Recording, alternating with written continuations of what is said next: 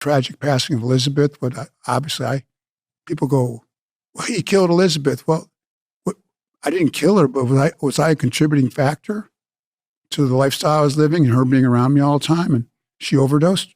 Absolutely. Do you take responsibility? Absolutely. For what happened to her? Sure. There's always collateral damage to lifestyles like that, and she was part of it. So absolutely.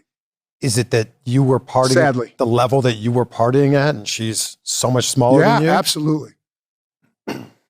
100%. Was that the rock bottom moment for you? You'd think it was, but that led me to more depression where I felt completely unlovable. I was never going to be able to be a part of wrestling again after that happened.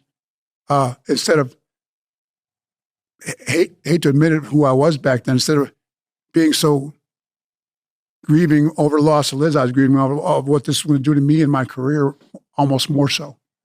I hate to admit back then that while I'm done in wrestling and my fitness nutrition quest after wrestling, I was going to be a big fitness nutrition guy. I'd have my own nutrition company and exercise. Well, no one's going to want that from me now. So I went into massive depression, darkness, did more drugs, more alcohol. It wasn't until at that point where I dug such a deep, dark hole.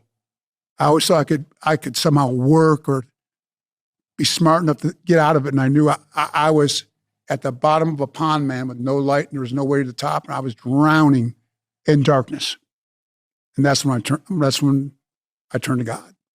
Have you been able to? I knew there's no way I could get out of this. So go, God, if you're really real, you're gonna have to get me out of this because I'm done.